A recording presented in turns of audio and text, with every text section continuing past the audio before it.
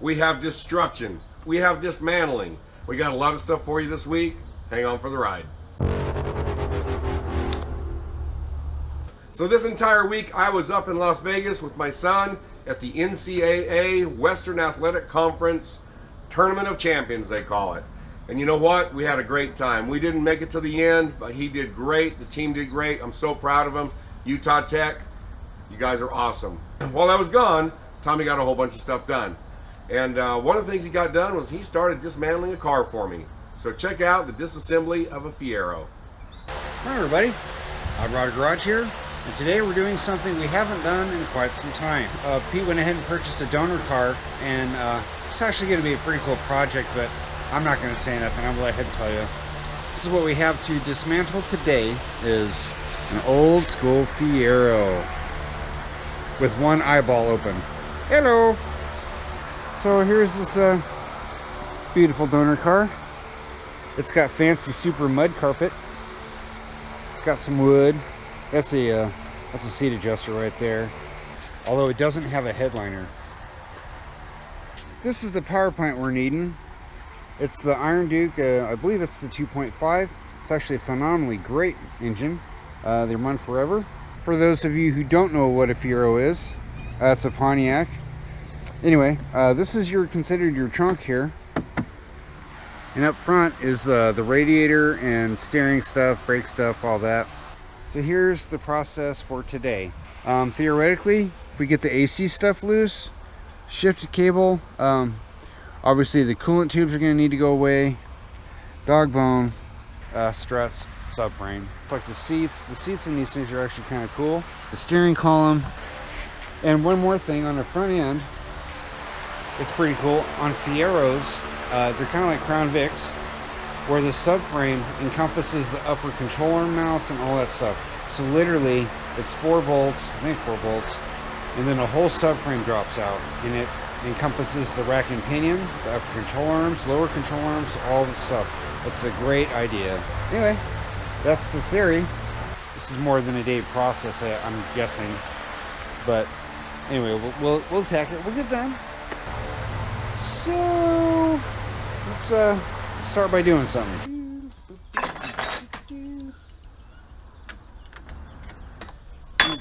Hey, so take that out. That way we just this air tube. I don't know why I hate destroying stuff, but that's just my thing, you know. All the way down here is easy. What are they doing down there?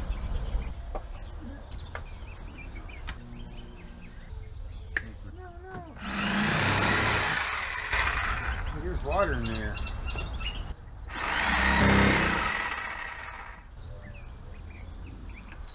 We're gonna. Uh-oh. All right, guys. 9,000 years later, I got the throttle cable off. I didn't break it. That's a plus. All right, guys. Let's go ahead and get the Fiero up and forward. Then that way the engine transmission Lord willing will come out, and they'll move on to something else.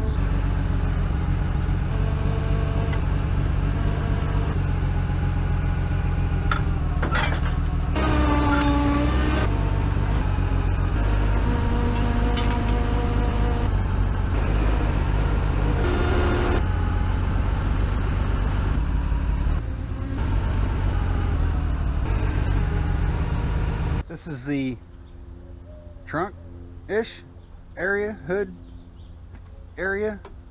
Hey, we got a spare, look at that. So, what we need to get? We need to get the master cylinder, the brake booster. We need to get the proportioning valve. I'm not worried about the lines. We need to get the radiator, maybe the vomit bottle, and I think that's about it. We don't have any use for square headlights. Anyway, I'm gonna go ahead and start ripping this stuff out, and we'll see you in a second. Boy, it had me a little concerned. I couldn't get the hood open. Had to do some finessing in there, but we got it open, obviously. Tomorrow. Anyway, I got the radiator fan out. Probably a good stopping point. The next is going to be the radiator, all the other stuff we need to get, and then send this girl packing. All right, everybody. Today we are doing more of our Fiero excursion. I didn't show you guys this, but I went ahead and I got the cooling fan out. Next is this radiator. It's kind of a cute little guy. I think this girdle comes off with these 2 bolts here on either side. So we'll take those off. We'll get the hoses off. Because this is a rear engine car, or a mid-engine I guess you could say, it's got coolant tubes. They're really pretty handy. Now don't laugh. I've made coolant tubes out of fence posts. Don't laugh. It actually works quite well because it's galvanized. As long as you don't weld on it or something like that, it does actually really well.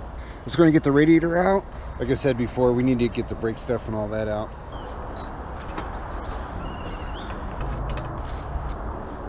Oh, look at that. Whee! Alright guys, so now I have the radiator out. I took the spare out. Some other little things.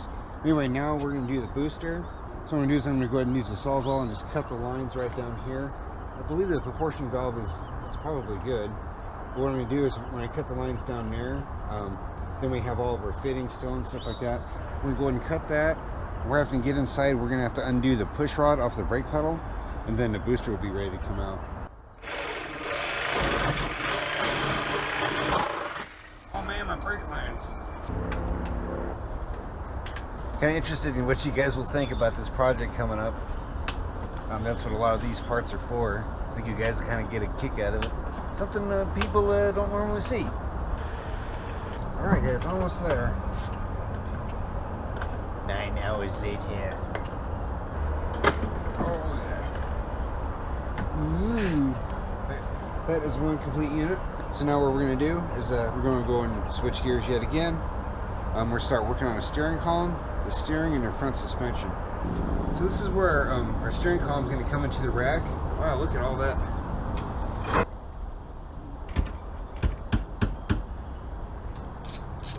Then, spiders, $1 million. Question for you. You like pets? I like pets. Who doesn't like pets? I have dogs. I don't have any cats, but you know, people are cat people, people are dog people. My son has a guinea pig. You know, pets are good for the soul, right? Except for that.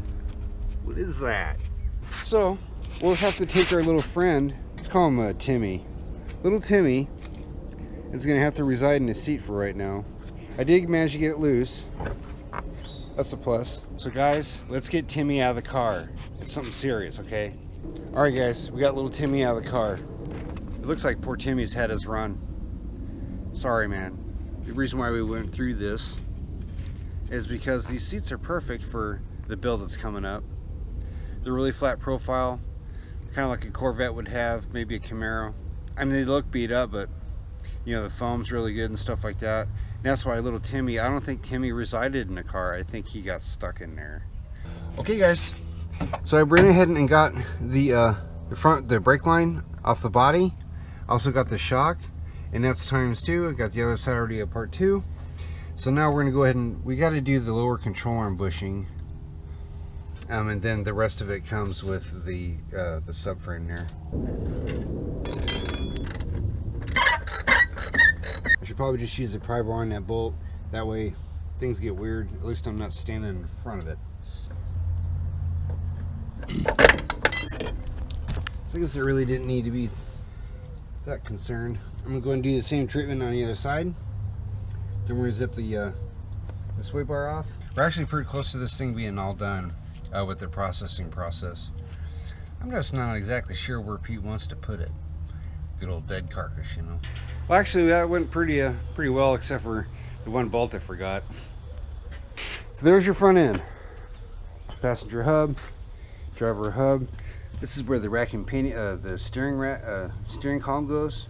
But see, they're really cool because this profile is flat on both sides. It also encompasses the upper control arm mount.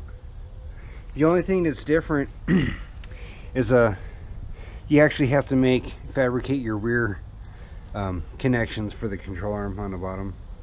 But if you look at it, it's a pretty comprehensive front end. It's about as plug and play as you can get for front end stuff, because theoretically you don't even have to weld it in. You could make your foot pads and bolt it in. So there's the front end extraction. It was good, then we got hurt. The last thing we need to do is take out these coolant tubes. This guy right here and that guy. And what they do is they actually run along the inside of the rocker. This guy, I need to undo this clamp right here. As the same over there. And then the coolant tubes are out, and then this grill is done. I mean, it's not like I minded doing it. It wasn't too bad.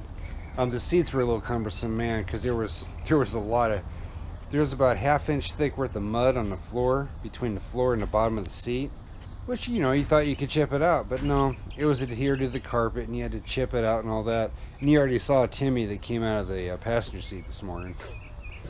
Alright guys, call me cheap. This thing's got a beautiful wiring system. It's got the headlight stuff, turn signals, all that stuff. Here's your turn signal here. Boop. Anyway, it's all one harness and it's not chopped up until I attacked it. So I'm going to cheat. I'm just going to cut it there at the bulkhead at the firewall, and that way we have more wiring. Wire is so expensive anymore, and if you have a whole loom, all you have to do is hook in right there, and then everything's done. It's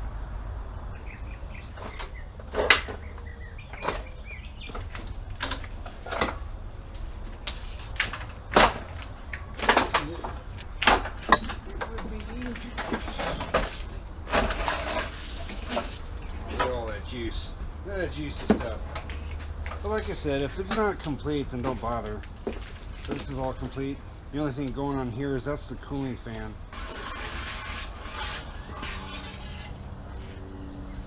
Alright, there's passenger two. My wife's got a 38 Ford truck and we put the radiator in the back. And we did the same thing with the, I know it's fence post, but loses 60 degrees from the engine to the radiator, and it's like you don't even need a fan. Well, for those of you who never had the beautiful opportunity of tearing an entire car apart, it takes a little bit of time. That was probably a day and a half worth of work. Hey, we really appreciate you guys coming out and checking out what we do. Please subscribe to the channel, give us a thumbs up, share the link, check out our web store at www.theoddrodgarage.com, and if you get a chance, tell a friend about us. We got a lot of really exciting things coming up. We want to thank you for coming and watching today. You know, all these things we did make us want to say one thing to you guys. Thanks for watching.